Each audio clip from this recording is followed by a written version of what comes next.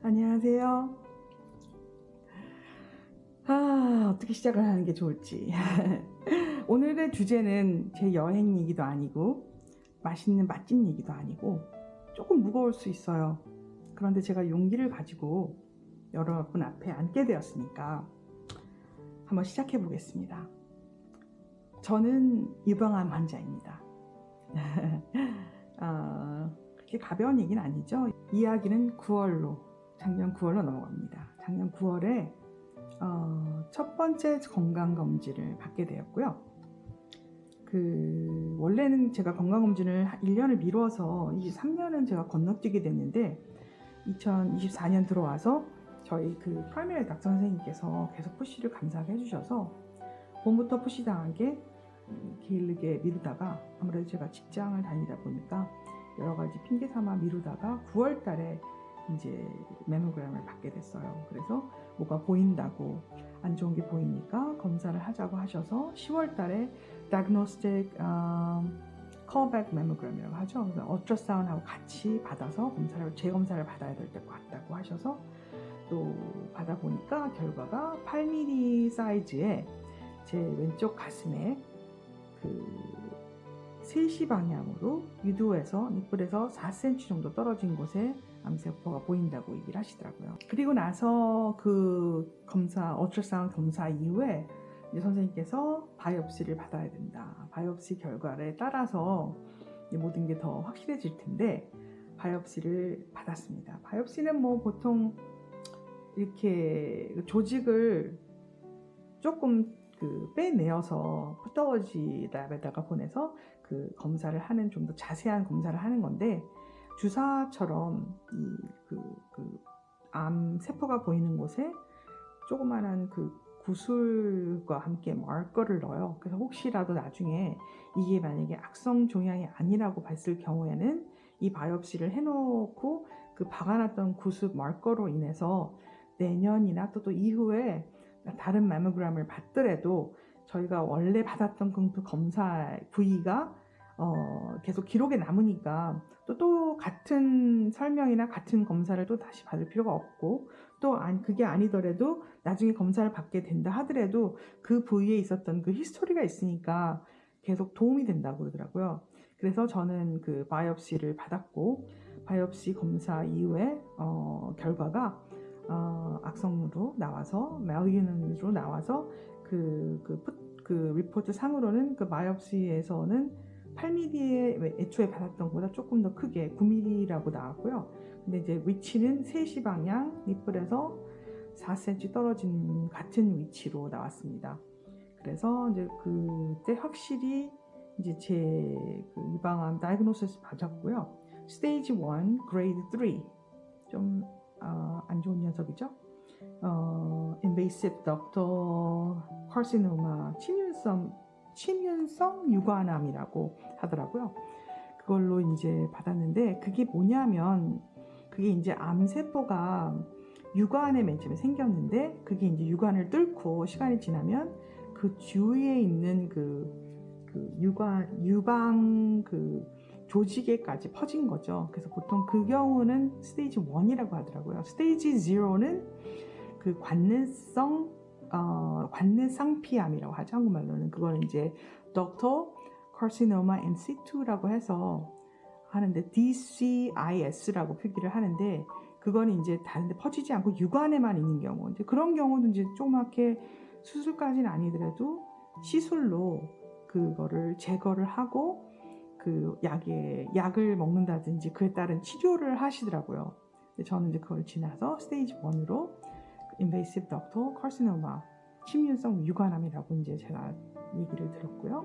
결론을 지어서 이제 저희 보험이 HMO다 보니까 선생님께서 oncologist라고 암 전문의를 리퍼를 해주셨어요. 그래서 이제 11월 달에 첫 번째로 암 전문의 oncologist를 만나게 됩니다. 치료 방법을 전체적으로 그림을 짜주시고 플랜을 해주시는 분인 것 같더라고요. 그래서 여러 가지 리퍼럴과 또 필요한 치료 옵션에 따라서 수술은 어떻게 해야 될지를 설명을 해주시더라고요. 그래서 그 이후에 11월 말일쯤에 처음으로 그 서전 옵션 의사 선생님을 듣고 미팅을 했습니다. 얘기하는 게 부분 절제와 전체 절제의 옵션이 있는데, 부분 절제는 보통 레디에이션을 같이 해야 한다고 하더라고요. 왜냐하면 이제 예전에는 전체 절제를 보통 하는 방향을 했는데, 그래서 전체 절제를 하면 물론 이제 가슴 그 유방 그 재건 수술까지 하는 거죠. 그건 이제 성형 수술인데, 요새는 다들 이제 유방암 환자들에게도 그 성형 수술의 옵션이 보험회사에서 커버를 해주셔서 전체 절제를 해서 가슴이 없어지는 경우에는 한쪽이 됐건 두 쪽이 됐건 재건을 해주신다고 하더라고요. 그 대신 물론 전체 절제를 해서 모든 유방세포가 조직이 다 잘라지고 나면 레디에이션은 없겠죠. 그래서 저 같은 경우에는 부분 절제로 그렇게 크지 않은 암세포였으니까 보이는 거로는 부분 절제를 하고 그 이후에 필요한 대로 레디에이션 방사선 치료를 하는 걸로 결정을 하고 진행을 시켰고요. 키모는 물론 그때만 해도 이제 키모 항암 치료 같은 경우에는 그때 이제 결정이 안 된 상황이었고, 그 이후에 검사 결과나 수술 결과를 봐서 결정하는 걸로 얘기가 됐습니다. 그리고 나서 12월 달에는 제네릭 카운슬링이라고 또 리퍼를 해주시더라고요. 보통 이제 그 유전인자 안에서 얼만큼 제가 이 유방암 세포나 유방암에 대해서 리스크를 가지고 있는지, 제가 받았는지, 아니면 제가 또 줄 수 있는지에 따른 어떤 그런 테스트라고 하시더라고요. 그래서 피검사를 통해서 그 제네릭 카운슬링 유전인자에 대한 검사도 시작했고, 또 그 이후에 MRI, 또 레디올로지스트, 온콜로지 레디올로지스트도 만나서 그에 따른 치료에 따른 옵션을 또 얘기 들었습니다. 그리고 나서 12월 중순에 그 유전인자 그 제네릭 테스트 결과가 나왔고, 다행히 너무 감사하게도 저는 그 브라카라고 하죠. 그 유전인자, 유방암이 갖고 있는 그 유전인자를 캐리하는 건데 그게 프리라고 얘기를 하셔서 다행히 저는 유전인자에 인해서 유방암에 걸린 게 아니라고 판정을 내주셔서 있는 어떤 유전인자가 저희 다음 세대 아이들에게까지 이제 넘어갈까봐 굉장히 걱정을 많이 했는데, 보통 그 굉장히 유명한 케이스가 알려진 게 그 저희 배우 앤젤리나 졸리라는 그 여자 배우가, 그 사람도 그분의 어머니가 유방암으로 돌아가셨는데, 사실은 그 여자 배우는 브라카라는 그 유전인자를 포지티브해서 본인이 이제 미리 가슴을 다 절제했다고 하는 그런 예가 있어서 많은 분들이 알고 계시는 것 같아요. 근데 다행히 저는 거기 없어서 다행이라고 생각해서 감사하게 넘어갔고, 이제 수술을 받았습니다. 저는 이제 제 원래 결정했던 대로 럼펙토미라고 암 세포와 그 부위에 있는 조직을 잘라내는 수술을 받기로 해서 수술을 12월 중순에 받았고요. 수술 이후에 이제 패톨로지 랩 리포트를 한 열흘에서 15일 정도 있다 받았던 것 같아요. 이제 거기는 이제 그동안에 뭐 메모그램이나 뭐 울트라사운드나 그런 바이옵시에서 받았던 그런 결과들과 비교해서 수술 이후에 진짜 제거한 그 암 세포와 조직들을 가지고 직접 이제 랩에서 조사를 해서 제 암이 정확히 어떤 스테이지인지, 어떤 상황인지, 또 아니면 그 잘라낸 그 조직과 림프노드라고 하죠. 그것들이 애도 전이가 됐는지 안 됐는지. 그래서 특히 이제 조직 같은 경우에는 이제 제 경우 같은 경우에는 60g 정도를 잘랐다고 들었어요. 60g이라고 하면 사이즈로는 7cm, 7cm, 3cm니까 보통 간단하게 생각하면 초코파이 정도 사이즈죠. 초코파이 정도 사이즈를 이제 제거를 했는데, 그 암세포 중간에 있을 거 아니에요. 그냥 그 주위를 이제 좀 넓게 잘라냈으니까. 근데 이제 그 주위에 혹시라도 암세포가 혹시 거기에 전이가 돼 있다거나 숨어 있다면 그 이후에 따른 어떤 다른 재수술을 하거나, 안 그러면 이제 worst case 같은 경우에는 그 전체적인 또 전체 절제를 다 해야 되는 상황이라서 굉장히 떨렸었는데 다행히 이제 아니라고 얘기를 들었고요. 다 네거티브가 그 마진도 주의는 아니라고 나왔고 대신 보통 한 2-3개 정도는 림프절을 잘라낼 수 있다고 선생님이 그때 이제 수술 전에 말씀해 주셨는데 수술 이후에 리포트를 받아보니까 두 덩어리, 한쪽엔 4개, 하나는 3개 이렇게 토탈 7개의 림프절이 잘라졌더라고요. 근데 다행히 이제 뭐 전이가 돼서가 이렇게 잘라낸 건 아니었고 일단은 모든 림프절과 모든 그 둘레 마진은 다 네거티브로 나와서 아무데도 그 잘라낸 그 저희가 맨 처음에 그 검사했을 때 그 봤던 그 유방 그 암 세포는 정확히 이제 절제가 돼서 나온 걸로 결론을 지었고요. 그 다음에 재발을 막는 그 약을 먹지 않고 또 키모도 하지 않았을 경우에는 제 유방암이 스테이지 4 그러니까 4기 유방암으로 다시 돌아올 수 있는 가능성이 45%더라고요. 근데 만약에 그 테모식단이라는 약을 먹기만 하고 키모를 안 할 경우는 35%, 또 테모식단도 먹고 키모도 할 경우에는 15%로 그 스테이지 4 유방암으로 다시 재발할 가능성 리스크가 굉장히 많이 줄더라고요. 그 이제 언코타입 테스트 결과를 이제 선생님 보여주시면서 설명을 해주시는데 물론 항암이 어렵고 힘들다는 건 알지만 제가 피할 수 없다는 거를 이제 그날 배우게 됐고 깨달았고 마음의 준비를 단단히 하게 됐습니다. 그래서 또 이제 언코타입 테스트 결과로 또 확인이 된 게 뭐였냐면 제가 그 전에는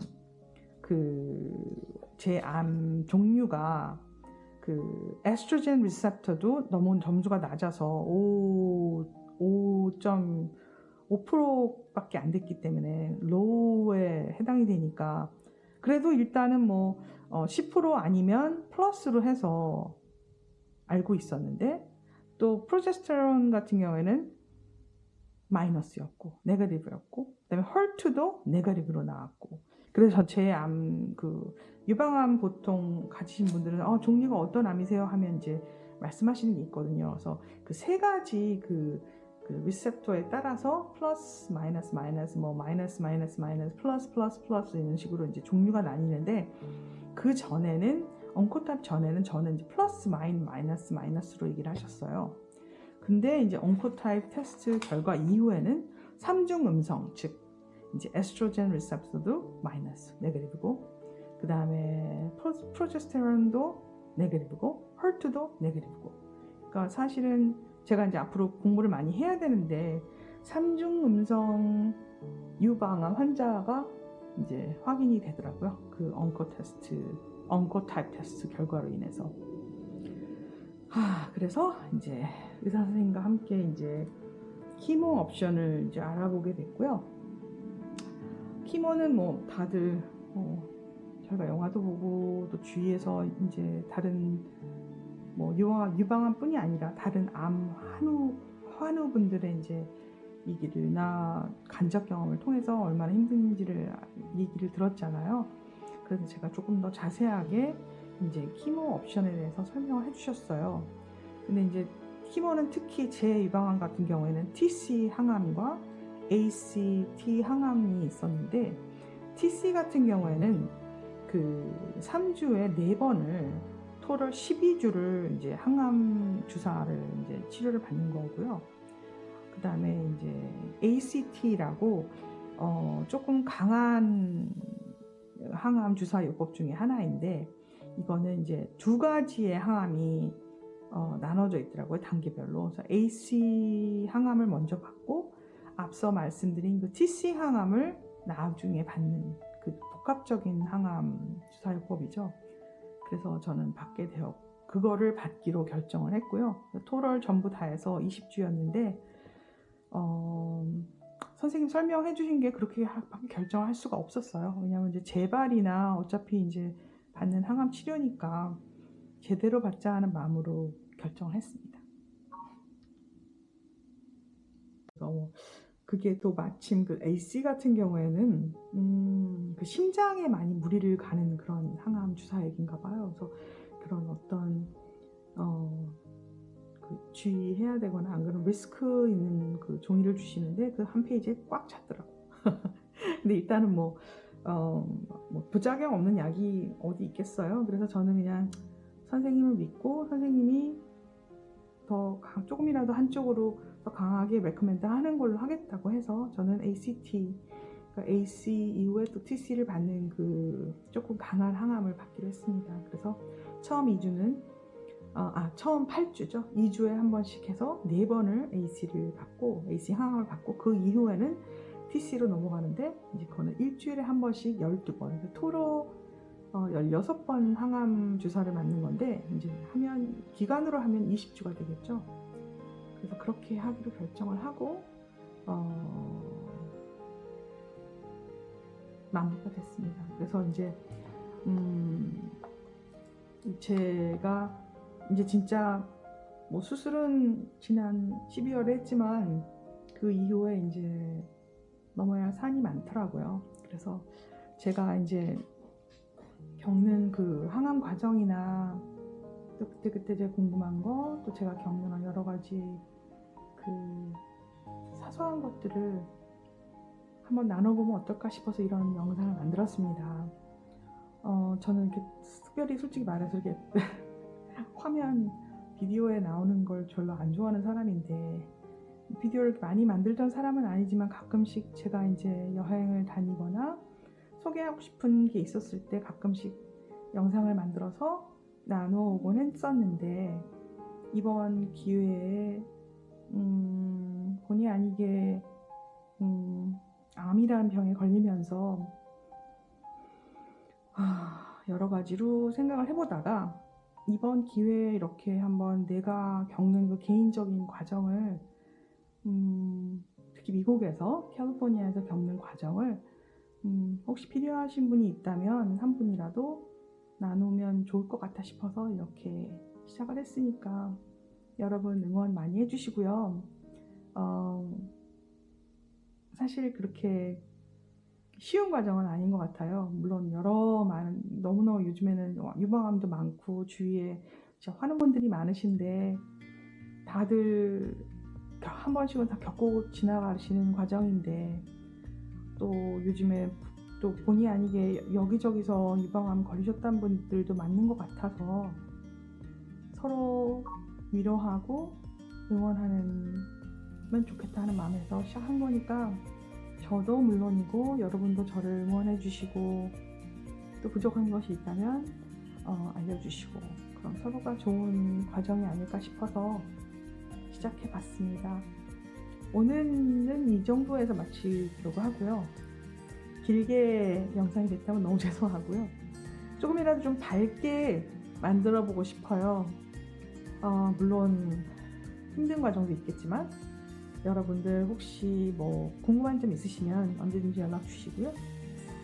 또 다른 비디오에서 곧 뵙겠습니다.